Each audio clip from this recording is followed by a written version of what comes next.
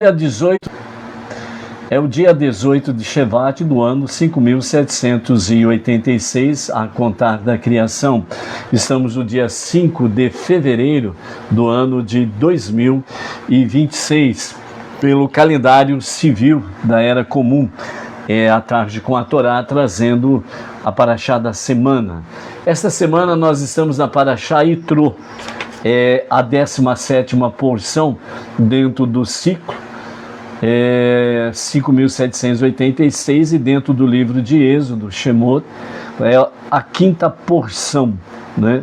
Yitro, o ex-sacerdote, né, idólatra, o maior sacerdote de todos os tempos, né, dentro da idolatria, que veio realmente se converter ao monoteísmo com fundamento judaico, né, a sua conversão dentro do judaísmo, que a Parashá traz para nós, e é por isso que a Parashá ela tem o nome de Yitro, o maior sacerdote idólatra, e por isso ele se tornou um personagem principal de todas as nações existentes na época.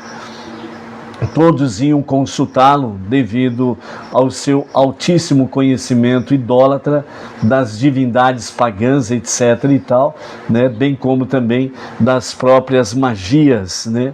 Então, a sua conversão ao judaísmo veio quebrar as forças de impureza e veio trazer realmente, né, o início da correção do mundo, ou seja, das nações, para o monoteísmo com fundamento judaico. Então, dentro desse aspecto, né, assim como a Parashá Noach tem muita conexão com os Benei Noach, assim também a Parashá Yitro, ela traz muita conexão com os Benei Noach. E esta é um dos objetivos de nós trazermos aqui para os amados, realmente a Parashá com este conhecimento e conectando sempre aos Benei Noach, ok? Hoje nós vamos estar principalmente baseados na 4ª e na 5ª Aliá, ou 4ª e 5ª Aliot, as duas porções dentro dessa Parashá. Então nós estamos aí no capítulo 19, vamos do versículo 1 do capítulo 19 até o versículo 19, para trazer aqui aquilo que é pertinente a essas duas porções, ou melhor, essas duas aliá, né, as duas leituras. Então vamos iniciando, comentando aí, né, o versículo 1 do capítulo 19 de Yitro, onde nos fala aí: no primeiro dia do 3º mês, depois que os israelitas deixaram o Egito, nesse dia eles chegaram ao deserto do Sinai. Esse primeiro dia do 3º mês, o 3º mês corresponde exatamente ao mês de Sivan, né? O mês de Nissan, que marca a saída do povo judeu do Egito. O segundo mês é o mês de Iyar, e o 3º mês é o mês de Sivan, né? O mês da outorga da Torá, Matan Torá, né? A outorga da Torá, a entrega da Torá. Portanto, Israel chega ao deserto do Sinai em Rosh Chodesh de Sivan, né? O primeiro dia de Sivan, e isso prepara o povo para o grande evento que acontecerá poucos dias depois, né? A entrega da Torá, Matan Torá, aconteceu no dia 6 de Sivan, né? Que é o Shavuot, né? O mês de Sivan é onde se comemora Shavuot. Eles saíram de Refidim e chegaram ao deserto do Sinai, né? E aí o que acontece dentro desse aspecto? Né, Rashi e os demais comentaristas, eles falam que o povo israelita realmente se voltou em uma grande techuvá para com Hashem. Então os sábios, né, veem aqui uma grande mudança espiritual na trajetória, né, do povo judeu, no sentido de techuvá. Então, por isso, Refidim, né, a localidade em que eles saíram de Refidim, né, partiram de Refidim, chegaram ao deserto de Sinai, né, fazendo techuvá. Então, Refidim, né, o povo reclamou da falta de água, demonstrou fraqueza de fé, de emuná, e foi atacado por Amaleque. Agora, o nome Refidim é explicado no Midrash como Rafu Yedeihem Min HaTorah, né? Enfraqueceram as mãos no serviço espiritual, ou enfraqueceram as mãos no serviço da Torá, né? Ou seja, então em Refidim, né, o povo judeu teve uma queda espiritual. Agora eles saem de Refidim e vão se estabelecer diante do Monte Sinai. Então eles vão para o deserto de Sinai. Já no Sinai há uma grande mudança e os Rashi e os demais sábios falam realmente que foi algo muito especial. Israel acampou ali diante da montanha, né? Então Rashi ele destaca como um só homem com um só coração, né? Onde eles estavam ali, né? Exatamente o verso 2 que fala: eles tinham partido de Refidim e chegaram ao deserto de Sinai, fazendo techuvá. Eles acamparam no deserto, Israel acampou próximo ao lado leste da montanha, em um estado de unidade completa, como se fossem uma única pessoa, com um só coração. Por isso Rashi diz: como um só homem e com um só coração. Dentro desse aspecto, isso indica que houve unidade, humildade, retorno espiritual, que é a techuvá, e uma preparação interior para receber a Torá.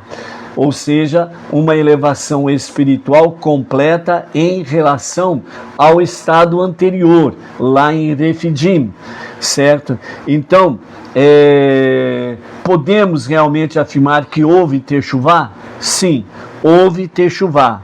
Saíram de um lugar de queixas e fraqueza espiritual e chegaram ao Sinai, um lugar de arrependimento, união e submissão a Hashem. Então a jornada, ela não foi só uma jornada dentro de um campo geográfico, mas ela foi uma jornada para o próprio interior. Não foi um deslocamento apenas geográfico, de percurso, mas houve realmente uma ação com relação ao interior, né? Uma busca interior, ou seja, a techuvá, que realmente ela começa de dentro para fora. Então, nessa conexão aqui, né, com Refidim para o deserto de Sinai, né, nós temos aí então essa ação peculiar do povo judeu, que é exatamente a techuvá. Então, por isso, Refidim significa confusão, dúvida, reclamações, né, que demonstra um mundo sem uma direção, uma orientação espiritual. Então, quando as pessoas estão dessa forma, elas estão, entre aspas, em Refidim, um lugar de reclamações e dúvidas. Quanto ao Sinai, significa compromisso com a vontade de Hashem, né? Então, Hashem é exatamente o nosso norte, no sentido de buscarmos cada vez mais, sempre constantemente, a nossa techuvá. Então a missão espiritual, ela começa dessa forma: sair da confusão, sair da dúvida, fazer techuvá, um retorno a Deus para um verdadeiro e genuíno arrependimento, buscar viver segundo os caminhos divinos, né, que estão explícitos dentro das 7 leis universais ou as 7 leis de Noah. Portanto, nós temos aí o terceiro mês, que é o mês de Sivan, temos a saída de Refidim, que é o lugar de queda espiritual, temos a chegada ao Sinai, que representa exatamente uma techuvá real e verdadeira, que leva à unidade, né, à união do povo.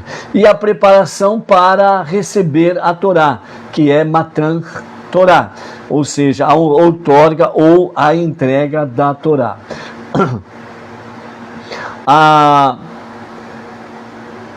O termo que nós recebemos aqui, né, a questão sobre o Monte Sinai, então o que nós temos aqui, né, que a Torá traz para nós, dentro do seu original, dentro daquilo que é hebraico, no seu sentido original, nós encontramos a palavra Daveká, Daveká no deserto e não numa terra habitada, cidade ou país organizado. Ou seja, quando nós lemos aqui, né, eles, no primeiro verso, né, capítulo 19, verso 1, o primeiro dia do terceiro mês, depois que os israelitas deixaram o Egito, nesse dia, eles chegaram ao deserto do Sinai, né? E ali foi onde que eles acamparam. Então, dentro do hebraico, nós encontramos exatamente a expressão Daveká. Daveká significa literalmente justamente, ou de propósito. Então vamos ver o significado disto justamente dentro dessa visão, né? Justamente no deserto. Por que justamente no deserto e não num lugar, cidade ou lugar habitado, devidamente organizado por pessoas, né? Então, primeira coisa que nós vamos aprender aqui dentro dessa questão Daveká, justamente no deserto. Então essa palavra Daveká, ela traz muitos ensinamentos, né? A primeira questão é ensinar a humildade. Ou seja, o deserto é justamente no deserto, é vazio, sem dono, sem status e sem riqueza. Isso significa deserto.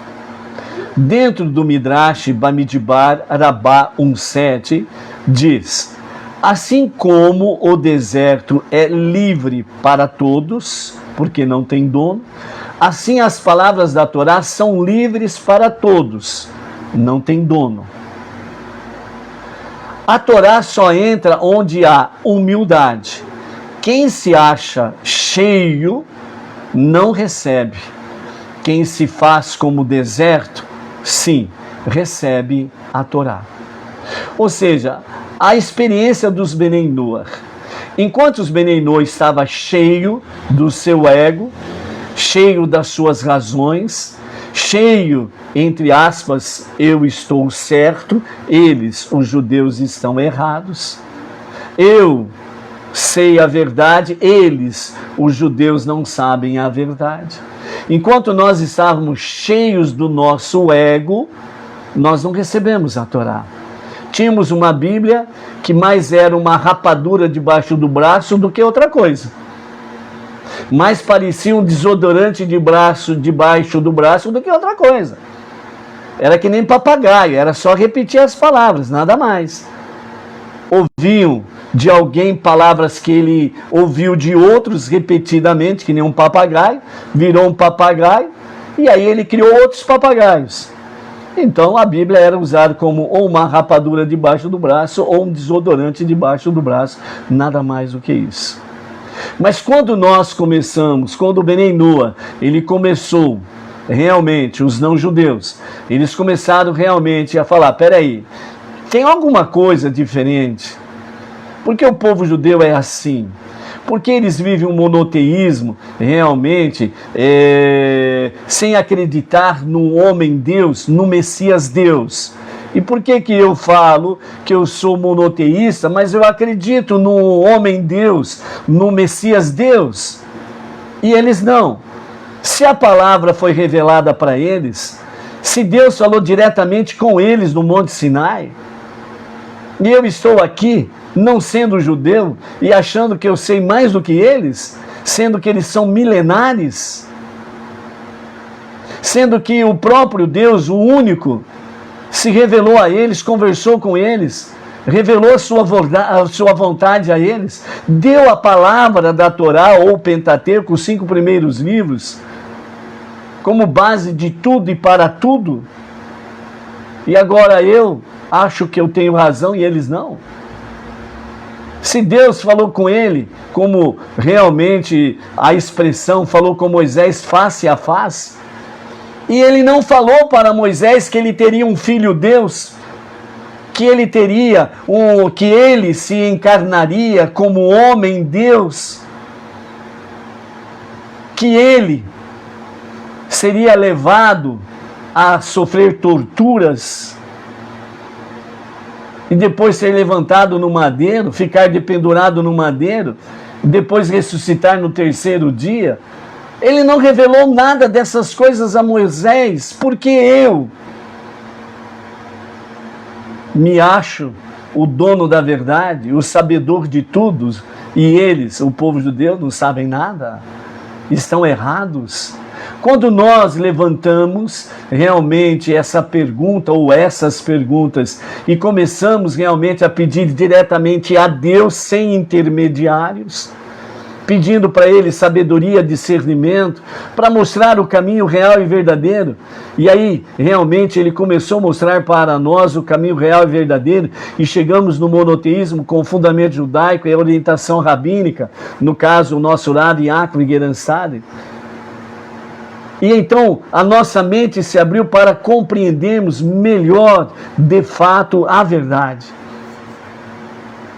E chegamos realmente justamente no deserto, o ponto em que ele quer encontrar cada ser humano, no deserto. Ou seja, para ensinar a primeira grande lição, a lição da humildade. Eu não sou nada, eu não sei de nada, e eu preciso procurar quem sabe. E nada melhor do que o povo judeu para encontrar a verdade e buscar o verdadeiro conhecimento. Foi assim que nós trilhamos o sair da idolatria para vir para o monoteísmo com fundamento judaico e orientação rabínica. E nós encontramos a verdade e hoje estamos aí, procurando levar cada vez mais esta verdade que nós encontramos no deserto. O nosso deserto pessoal, o nosso deserto espiritual, onde nós nos encontramos vazios, nós vimos que nós não somos o dono absolutamente de nada, onde nós perdemos todos os status, ou seja, o nosso ego, a nossa prepotência, a nossa arrogância, o nosso status, e onde nós perdemos as nossas riquezas, ou seja, aquilo que nós achávamos que era um tesouro, descobrimos que não é tesouro coisa nenhuma. Então, por isso, assim como o deserto é livre para todos, assim a palavra da Torá as palavras da Torá são livres para todos. E chegamos aqui e procuramos levar tantos outros quanto possível realmente a esse conhecimento. Por isso, sem sombra de dúvidas, os Benei Noach, as nações também têm essa missão espiritual. Por isso, principalmente depois da década de 50 para cá, com o nosso Rebbe Menachem Mendel, os não-judeus começaram a ter uma proeminência melhor, uma visão melhor realmente dos líderes espirituais judaicos, e então os rabinos adentraram as nações para levar o conhecimento do monoteísmo com as 7 leis de Noach. E isso, graças a Hashem, está sendo espalhado, o projeto Faratistá, a expansão, nos 4 cantos da terra. Então Israel recebe a Torá como povo sacerdote, mas a orientação que receberam de Hashem é exatamente alcançar toda a humanidade. Então, com a graça de Hashem, você e eu, nós estamos nesse projeto, buscando alcançar a humanidade para o monoteísmo com fundamento judaico, orientação rabínica, levando as 7 leis de Noah, levando a Torá, né, à vontade de Hashem. Então, por isso, né, realmente,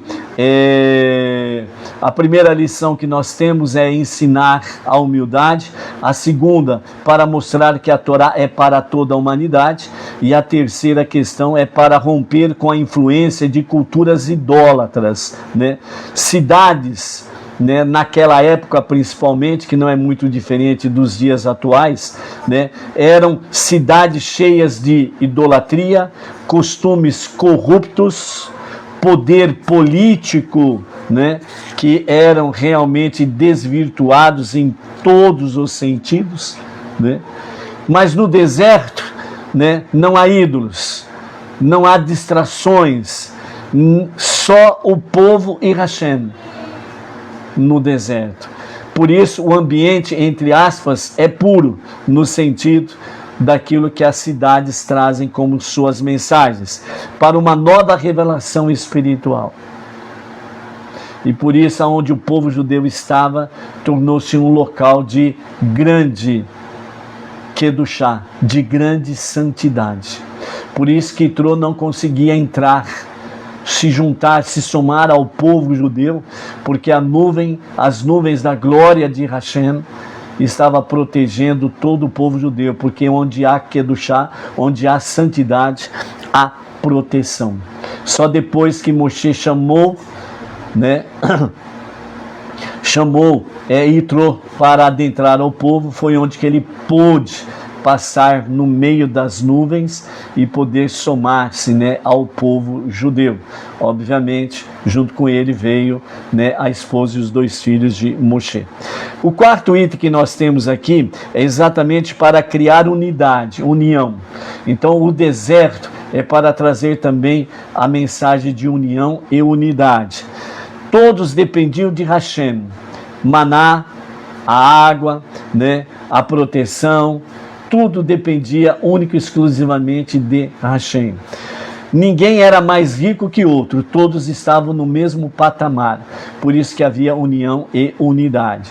Isso gerou o quê? A igualdade e a união do povo, né, uma condição essencial para receber a Torá. E essa unidade que o quarto item traz para nós aqui, é algo que nós não podemos perder, em hipótese nenhuma, na nossa jornada diária. Os Bnei Noah precisam fazer prevalecer, lutar, para que a união e a unidade sejam uma realidade, né? Os Bnei Noah não podem cair, né, no pecado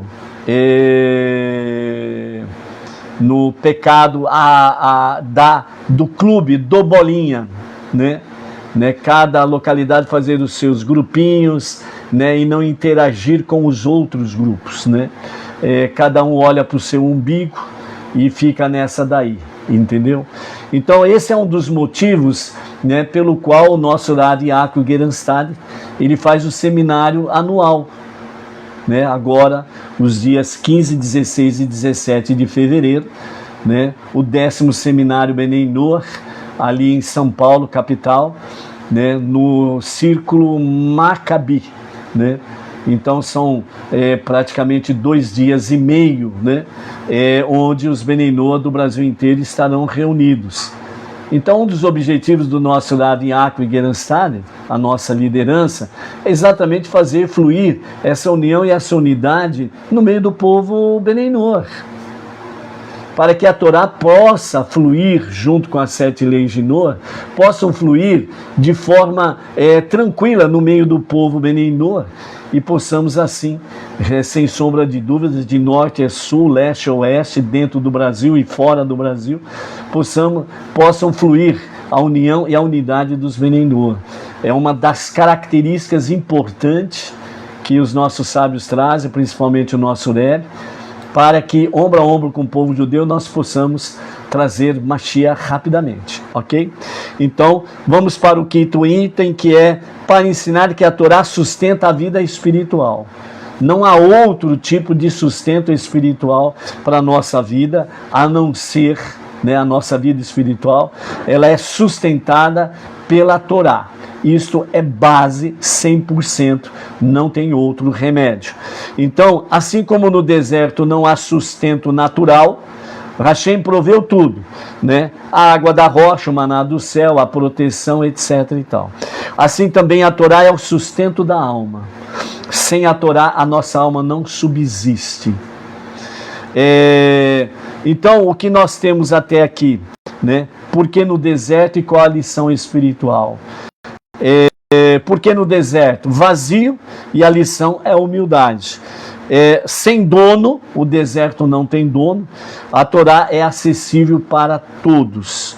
Sem idolatria, isso significa pureza espiritual. Nós temos um deserto do Sinai no nosso interior, que significa livre de idolatria, ok? Em todos os níveis. A questão da igualdade, que traz a unidade, e a dependência divina, que nos traz, sem sombra de dúvidas, né, a nossa emuná e o nosso bitarrão para com Hashem, né? Então, o deserto, ele representa de fato o estado inicial das nações, os povos não judeus. Ou seja, um mundo confuso, é um deserto, sem direção espiritual clara, é uma confusão total. E você está vendo isso entre as nações. Mas justamente ali, né, ou seja, nós entre as nações, no meio das nações, nós precisamos levar a mensagem. Não é preciso já estar pronto, perfeito, santo ou santão, né, como alguns querem aparentar a ser. Para se aproximar de Deus, você pode se aproximar realmente de Deus do jeito que você está, da forma que você está. E aí você vai começar a sua grande correção de vida no dia a dia. É no vazio que começa a transformação. Então é no vazio do nosso eu, é no vazio do nosso deserto, que nós começamos a grande transformação da nossa vida. E nós experimentamos isso a partir do momento que nós abandonamos o caminho religioso idólatra que vivíamos e viemos para o monoteísmo, com o fundamento judaico e orientação rabínica. Nós já começamos a vivenciar e a experimentar essa transformação, que não pode parar. Ela tem que ter continuidade. É que nem quando você entra na escola. Se você entra na escola e para, né, nos primeiros ensinamentos básicos da sua vida escolar, você não vai crescer no conhecimento. Você não vai se desenvolver. Você vai ficar parado dentro dessa forma cultural, por assim dizer, né? Vai ficar parado ali no tempo, certo? Então, mas quando você prossegue com os estudos, você vai se desenvolvendo, você vai adquirindo conhecimento, sabedoria, etc. e tal, né? E vai se desenvolvendo. A nossa jornada espiritual, ela é assim. Se nós pararmos apenas assim, bom, eu sou monoteísta, eu não preciso de rabino orientador, eu não preciso de liderança, eu não preciso de comunidade, eu não preciso de grupo, eu não preciso de nada. Só eu ser monoteísta está muito bom. Você vai ficar atrofiado espiritualmente. Você não vai se desenvolver. Você vai perder muitas e muitas bênçãos. Você não vai adquirir méritos para receber grandes bênçãos na tua vida. É esse sentido que nós precisamos compreender aí, ok? Então é no vazio do deserto, no vazio do nosso eu, do nosso ego, da nossa arrogância, da nossa prepotência, é que nós começamos a grande transformação da nossa vida, reconhecendo que todas estas coisas realmente, né, não nos leva absolutamente a nada, mas a nossa própria destruição, ok? Então, nós temos aqui essa questão da VK, que é exatamente a questão que diz justamente no deserto. Então, continuando, né, dentro dessa questão da VK, né, que dentro do judaísmo, essa palavra ela é muito rica, nos ensinamentos, nos aprendizados da Torá e dos ensinamentos racídicos, para o crescimento espiritual, dentro da própria Kabbalah, dentro da própria Hassidut, dos ensinamentos dos nossos mestres. Vamos ver mais alguns aspectos aqui de Daveká, para que nós possamos compreender. Lembrando que Daveká significa justamente, ou de propósito, ou precisamente assim, que significa justamente no deserto, né? De propósito no deserto, precisamente assim no deserto, como diz o versículo 1 do capítulo 19 da nossa quarta aliá. Então, Daveká, né, significa o que acabamos de falar, ou seja, não foi por acaso que foi no deserto, foi intencionalmente planejado por Hashem. Então, Hashem, ele, da sua vontade, quis realmente conduzir o povo judeu ao deserto e, através disso, aprendendo nas gerações futuras, em todas elas até a presente geração, realmente ensinar Daveká, deserto, justamente no deserto, de propósito no deserto, precisamente assim no deserto, ok? Onde é o ponto principal que Deus quer encontrar cada um de nós, né, para uma transformação real e verdadeira.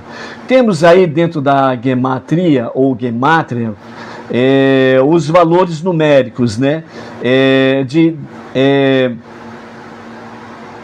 Daveká, né, Daveká, ele é escrito com Dalet, Vav, Kaf e Aleph. Então, Dalet tem o valor numérico 4, Vav 6, Kaf 20 e Aleph, né, valor numérico 1. Somando dá o valor de número 31. Né? A conexão importante que nós encontramos aqui, né, é 31. Né? 31 é o valor numérico da palavra Kel. Kel, certo? O número 31 corresponde ao nome divino de Kel, dentro da Kabbalah e dentro da Hassidut, certo? Isso significa, Kel significa força divina, poder revelado de Hashem. Aparece muito na Torá como expressão da bondade e do poder ativo de Deus. Então, quando nós temos Daveká, somando os valores das letras, nós chegamos ao valor 31. O valor 31 corresponde ao nome, dentro da Kabbalah, dentro da Hassidut, de Kel, do nome divino, Kel. E isso significa força divina, poder revelado de Hashem. Onde dentro da Torá aparece com as expressões da bondade e do poder ativo de Deus. Então veja a importância de Daveká, justamente no deserto. Ou seja, no deserto, Kel, o próprio Deus, né, se revela como uma força divina, um poder revelado do próprio Hashem. Então ali está exatamente a questão da lição da humildade, ou seja, todos dependem única e exclusivamente, justamente no deserto, né, Daveká, justamente dependem de Kel, do Deus Todo-Poderoso, certo? Dentro da Kabbalah, nós encontramos essa questão do número 31 como Kel, né, que representa também revelação da força divina em lugares baixos, manifestação de luz onde naturalmente não haveria vida.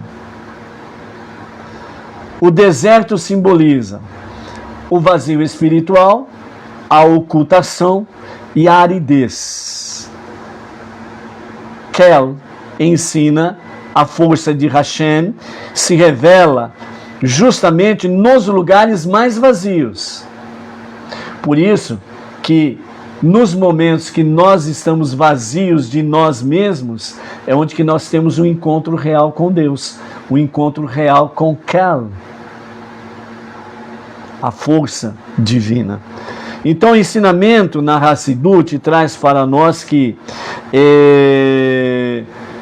quanto maior o deserto, maior a revelação na luz divina. Ou seja, quanto mais nós nos esvaziamos de nós mesmos, a revelação divina é melhor, é maior, é real, ela é verdadeira. Enquanto nós nos enchemos de nós mesmos, a presença divina não se manifesta. A ilustração sempre é oportuna, né? Enquanto o copo d'água ele está cheio d'água, não tem como colocar mais água nele. Mas quando o copo cheio d'água ele é esvaziado, aí vai caber, né, uma nova quantidade de água. E esta nova quantidade de água é exatamente o que Hashem quer fazer em nossas vidas diariamente. Encher a nossa vida sempre com uma nova água, uma nova porção da Torá, uma nova presença divina, uma nova palavra no nosso dia a dia, ok? Então, por isso, o deserto é igual ao nível mais baixo da existência, o lugar sem ordem, sem santidade aparente. Hashem, ele escolhe exatamente, justamente ali, para se mostrar, para se revelar, que não há lugar fora da presença divina. Você não pode aceitar em hipótese nenhuma que existe algum lugar onde ele não possa estar. Porque se você falar, né, de um lugar, seja ele qual for, que não há presença divina, você está dizendo, você está cometendo o pecado de idolatria, porque você estará dizendo que há uma força que se opõe a Deus, uma força semelhante à força de Deus, de Hashem. Então você estará cometendo o pecado de idolatria, porque você está dizendo que há sim uma força que pode se comparar à força de Hashem, a força do Deus Todo-Poderoso.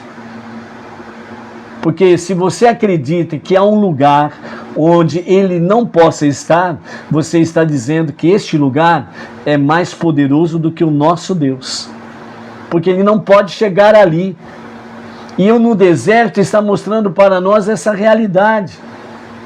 Por isso que nós temos aí a questão de Daveká, justamente de propósito, no lugar mais baixo do mundo, no deserto, onde não tem absolutamente nada de bom, ele se revela. Está mostrando para cada um de nós, seres humanos, fora do prumo divino, está mostrando que nós somos esse deserto. E que nós estamos no lugar mais baixo que poderíamos estar. E é exatamente neste lugar, no nosso interior, que ele quer se fazer presente, para fazer uma transformação, para andarmos com Deus, ok? Então, por isso, a missão que nós temos diante de nós é transformar o vazio em morada para Hashem, a começar em nós, a começar em você.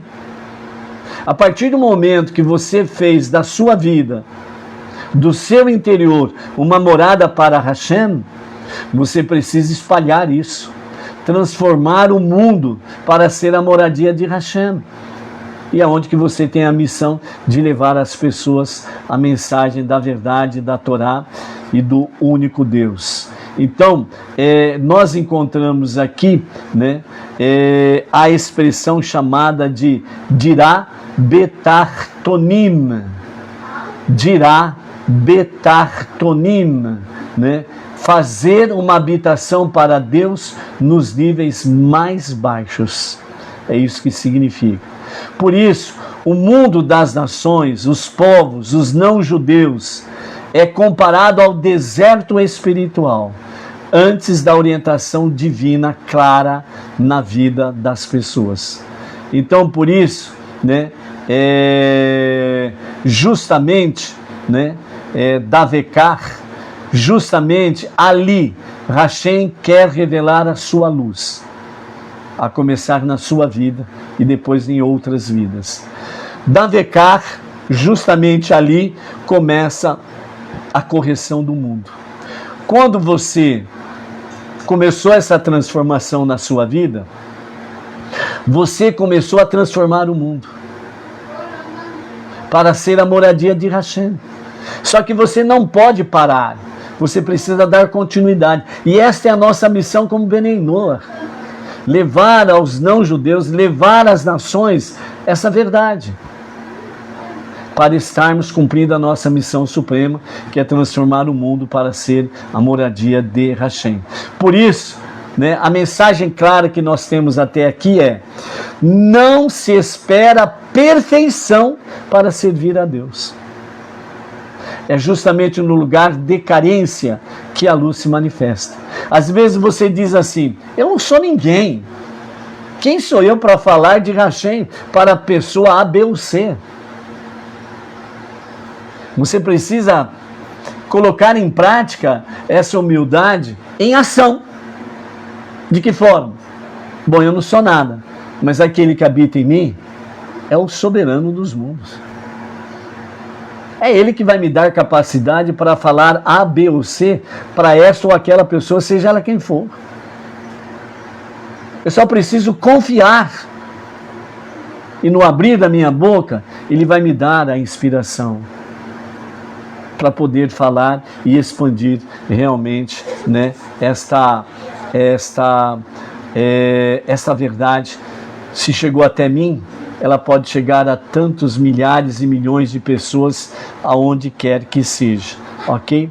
Então, por isso, dirá Batartonim, né, sobre o deserto, essa ideia é central, tanto na Kabbalah como na Hassidut, que o nosso mestre, o nosso Rebbe, o nosso professor, né, Menachem Mendel, fala com muita propriedade sobre esta realidade aí. Vamos ver então, dentro desse aspecto, né, de dirá Batartonim, né? Então, a tradução literal é assim: dirá significa morada ou casa permanente. Tartonim significa os níveis mais baixos, o mundo físico material. Então, dirá Tartonim é exatamente isso: morada, uma casa permanente, aonde? Nos níveis mais baixos, o mundo físico. Como diz os nossos mestres, como diz o Alter Rebbe, né, no Tânia, e posteriormente a ele, todos os nossos mestres dizem: é do agrado de Deus, é do agrado de Hashem fazer deste mundo, esse mundo aqui, planeta Terra, alô, planeta Terra, alô, aqui no planeta Terra, fazer a sua moradia. Por isso, por maior que sejam os conflitos entre nações, por maiores que sejam os avisos de guerra aqui, ali e acolá, como recentemente, né, um grupo de cientistas se reuniram e anunciaram ao mundo que nós estamos a 89 segundos da destruição total da humanidade e do mundo. Tudo mentira, falácia. Se é do agrado de Deus fazer deste mundo, deste planeta Terra, a sua moradia, ou seja, a sua presença entre os seres humanos, existe alguém poderoso para dizer: não, o Senhor não vai fazer isso aqui porque eu não quero. Eu vou destruir tudo isso daqui. Não vai ter nada para ti. Existe algum ser humano capaz disso? Podem ter armazenamentos de bombas nucleares e companhia limitada. Eles podem até apertar os botões das armas nucleares e dispararem armas nucleares, mas o mundo não será destruído, as nações não serão destruídas, os povos não serão destruídos. Porque o único e o verdadeiro Deus, o único e o verdadeiro soberano dos mundos, porque foi Ele o único que criou tudo, é do agrado dele fazer deste planeta Terra um mundo mais inferior à sua moradia. Por isso que Ele colocou o ser humano aqui. Entendeu? Então, por isso, não tenha medo das notícias de guerras e destruição. Ok? Ou seja, uma morada para Hashem nos mundos inferiores. Essa é a mensagem de Dirá Batartonim, né? Uma morada para Hashem nos mundos inferiores. O propósito da criação é que Deus habite justamente neste mundo físico, a sua presença divina, né? E outro detalhe, amados, se nós já experimentamos, né, não com uma grande intensidade a presença divina na atual configuração, mas a presença divina é real, a Shekhinah, a presença divina de Deus aqui. Se a presença divina está aqui, quem é o homem para destruir a raça humana, as nações, os povos, o mundo? Se a presença dele é realidade aqui, é só pensar um pouquinho, ok? Então, por isso, a gemátria, né, básica para as palavras, né, Dirá Tartonim, nós temos aí. Dirá é escrito com Dalit, Yud, Resh e Rei. Então nós temos Dalit valor 4, Yud 10, Resh 200 e Rei 5. Um total 219, o valor numérico da palavra Dirá, né? A 219, segundo os comentários cabalísticos, é ligado à ideia de estrutura completa. Algo estabelecido, algo que é permanente. Ou seja, vejam bem, nós temos Dirá, o significado, a tradução literal de Dirá é morada, casa permanente. Então, a palavra Dirá, dentro da Kabbalah, tem um valor numérico 219. O 219, dentro dos comentários cabalísticos, é a ideia de estrutura completa, algo estabelecido, algo permanente. E isso começou no deserto, para espalhar para os 4 cantos do planeta. Então, de novo a pergunta: quem é o homem para destruir a estrutura completa, a casa permanente que Deus estabeleceu aqui no planeta Terra? Continuando, isso não é uma visão temporária, muito pelo contrário, é uma casa fixa para a presença divina. Para termos a visão de que isto é real, é só lembrarmos que, mesmo com a destruição do primeiro e do segundo templo, há o muro, o Kotel, para não esquecermos que o terceiro templo será construído nos dias de Mashiach. E esse terceiro templo que será construído nos dias de Mashiach traz a mensagem de algo exatamente de Dirá Tartonim, ou ainda não analisamos Tartonim, mas vamos ficar aqui com Dirá, né? Dirá, estrutura completa, algo estabelecido, algo que é permanente. Ou seja, o muro, o Kotel que está lá em Jerusalém, é para mostrar essa mensagem A casa de Deus é permanente, é uma estrutura completa. Ela será devidamente estruturada, restaurada nos dias de Mashiach. A palavra Tartonim, nós temos aí, ela é escrita com Tav, Het, Vav, Num, Yud e Men Sofi, né? Porque é o Men no final da palavra, Men Sofi. Então nós temos aí Tav, valor 400, Het 8, novamente Tav, Tarto, né? Temos novamente o Tav, mais 400, Vav 6, Nun 50, Yud 10 e Men Sofi 40. Um total de 914. Então, a palavra Tartonim tem um valor numérico 914. Na Kabbalah, números altos indicam multiplicidade, mundo material denso, ocultação da luz divina. Justamente aí, Hashem quer habitar. Significado na Kabbalah.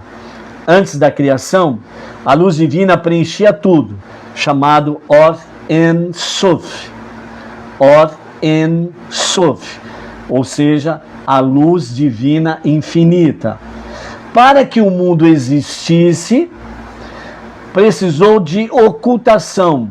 Foi onde que na Kabbalah é chamado de Tzim Tsum. Tzim Tsum. Ocultação. Surgiram níveis espirituais até chegar ao mundo físico, que é o mundo mais baixo. Por isso que fala os mundos, desde Atzilut até Asiá. A grande novidade, Hashem não quer morar só nos céus. Ele quer sua presença revelada aqui embaixo, né? Muito diferente daquilo que certos segmentos religiosos fazem, que dizem que as pessoas vão morar no céu, enquanto que o próprio Deus, ele quer fazer deste mundo inferior a sua morada, entendeu?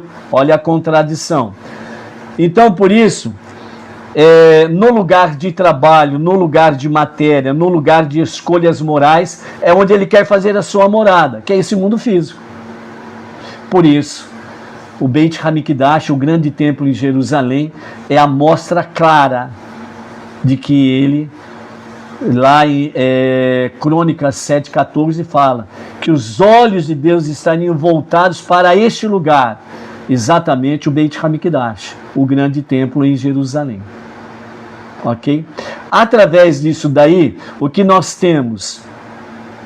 Como houve a ocultação, o Tzim Tsum, né? Ou seja, Or En Sof, ou seja, a luz divina infinita, ela se retraiu. Quando ela era extensa, infinita, então, vamos dizer assim, ocupava tudo, era o espaço da nossa mão. Mas quando realmente Or En Sof fez Tzim Tsum, ele se retraiu. Ao retrair, criou um espaço. Nesse espaço foi onde que Deus criou os mundos. E desses mundos, nós estamos naquele nível mais baixo que é o planeta Terra. Lembrando que existem mais de 200 bilhões de galáxias.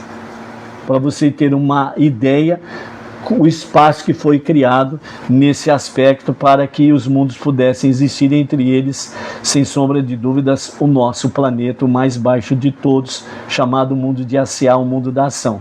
Por isso, o Sinai foi no deserto, o ponto mais baixo, vazio e simples, né?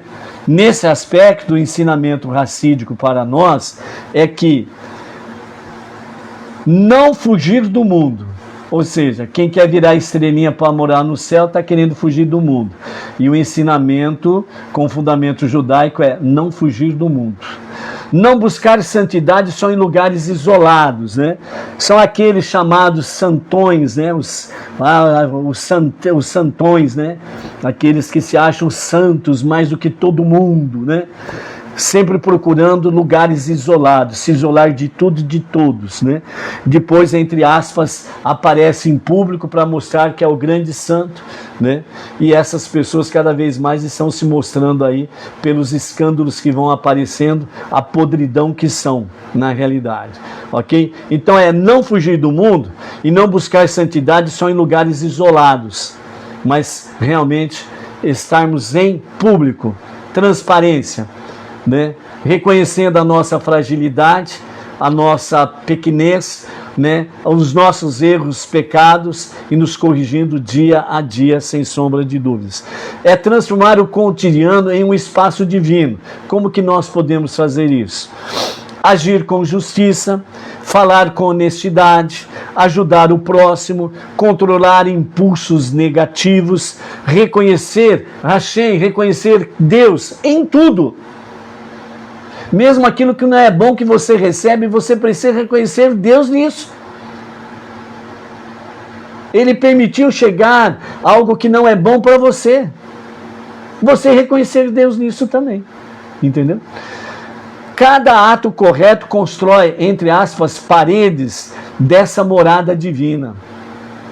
Por isso, os sábios falam que nós precisamos transformar este mundo para ser a moradia de Deus. Ou seja, entre aspas, paredes significa agirmos com justiça, falar com honestidade, ajudar o próximo, controlar impulsos negativos, reconhecer Deus em tudo, mais as suas ramificações.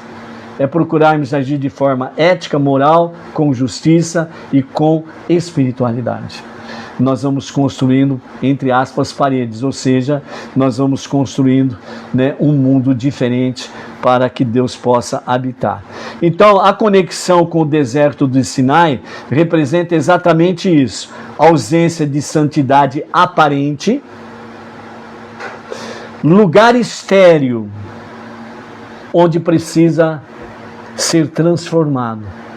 E nós temos essa missão de transformar lugares estéreis, transformarmos a ausência de santidade aparente e revelar a santidade divina. Por isso, não devemos esperar um mundo perfeito. Precisamos transformar o mundo real. O mundo real que está aí fora, com as suas injustiças, corrupções, maldade e companhia limitada. É a nossa tarefa transformar. E que jeito que eu faço isso? Vivendo e atuando de forma ética, moral, com justiça, com espiritualidade. Observando as 7 leis de Noah e as suas ramificações. Você estará vivenciando esta realidade. Então, por isso, resumidamente, quando nós praticamos justiça, seja ela qual for, no sentido, em vários sentidos e aspectos da nossa vida.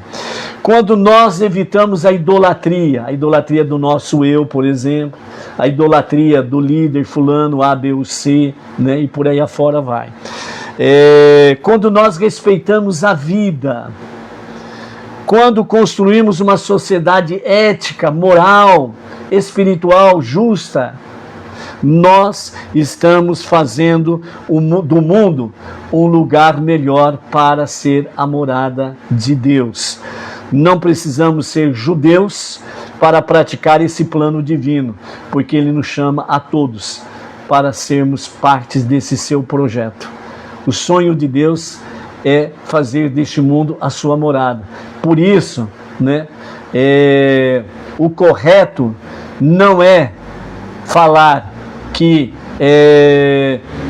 Deus precisa sonhar o meu sonho, mas o correto é: eu preciso sonhar o sonho de Deus, eu preciso tornar real o sonho de Deus na minha vida e neste mundo. Aí nós estaremos, sem sombra de dúvidas, fazendo aquilo que é o centro da vontade divina. Por isso, a maior revelação de Deus acontece quando transformamos o lugar mais simples em um lugar sagrado. Não precisa ser um lugar sofisticado. Um lugar mais simples em ser a morada de Hashem. Ok?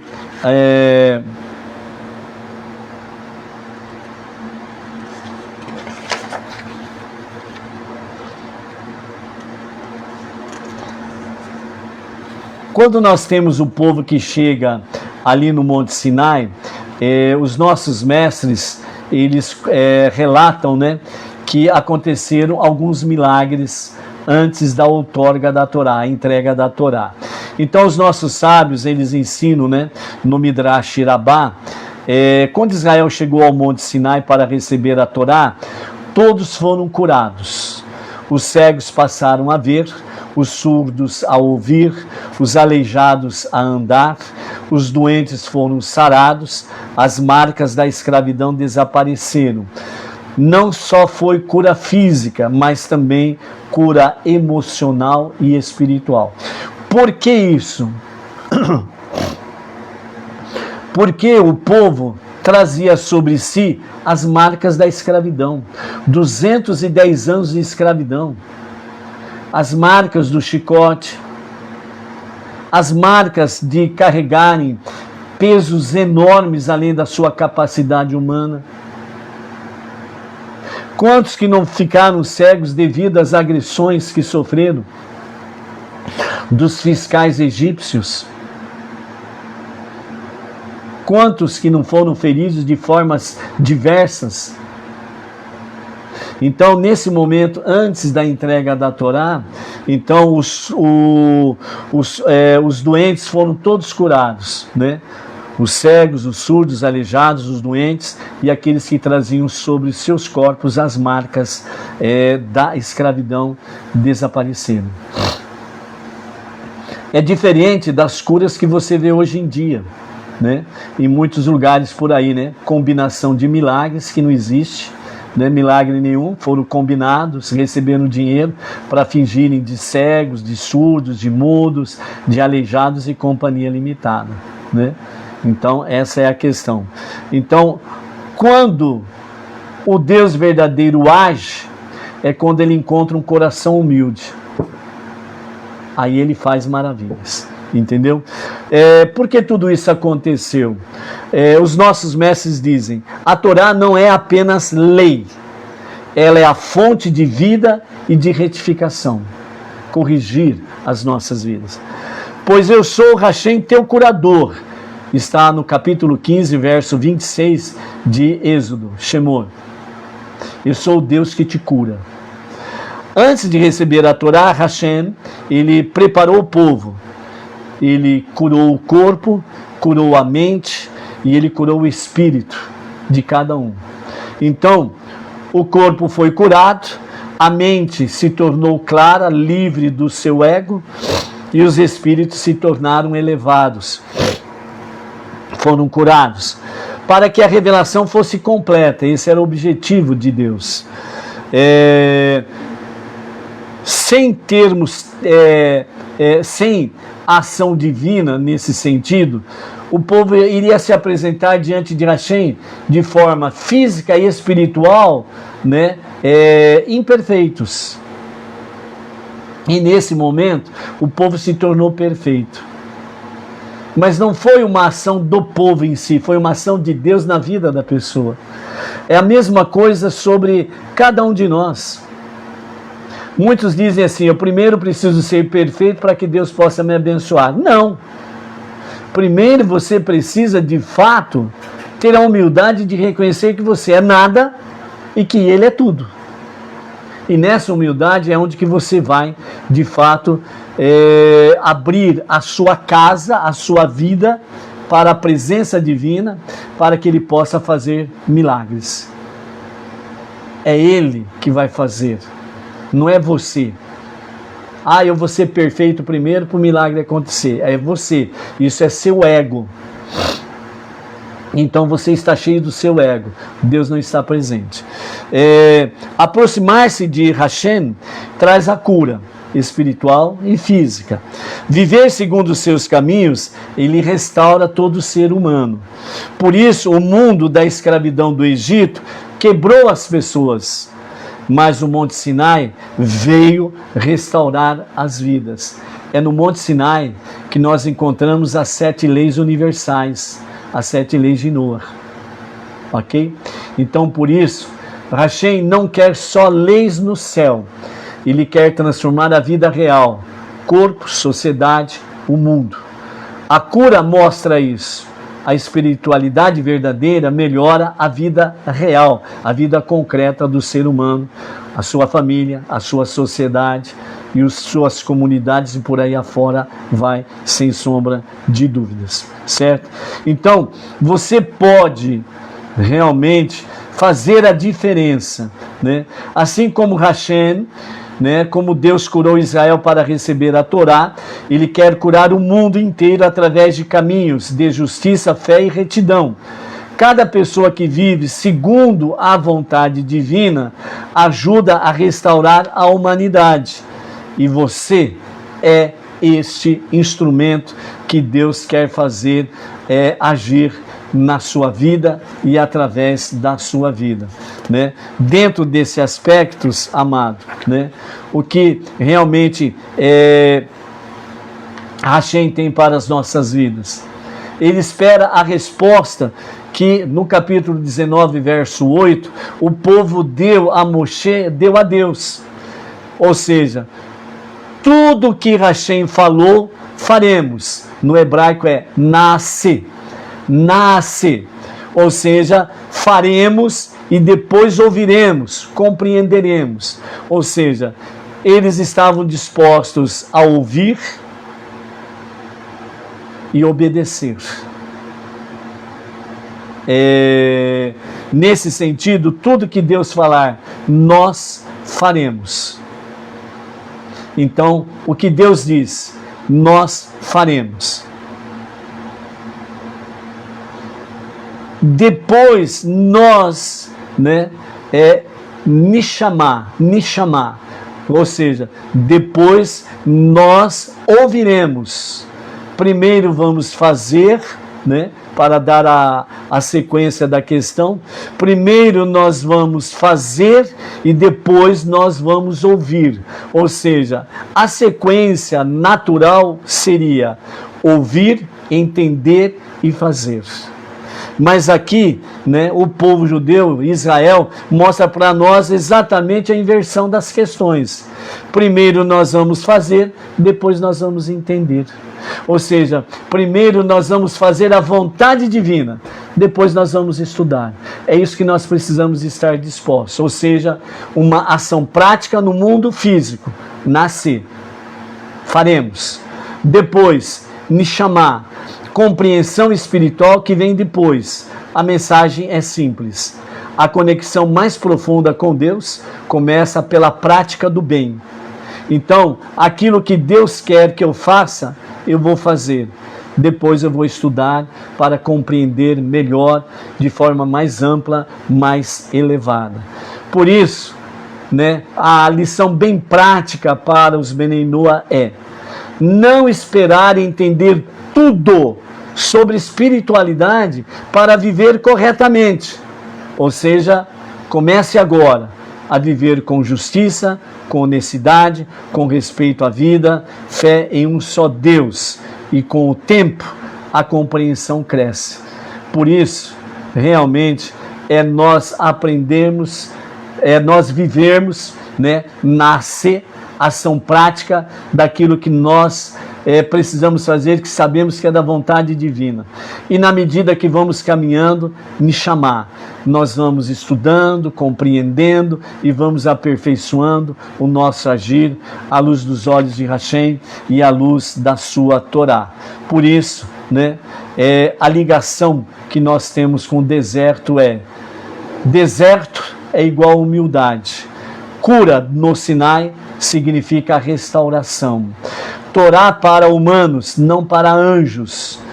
escolha de Israel para servir, nascer venishma, ação que transforma o mundo, ou seja, tudo constrói a morada divina no mundo.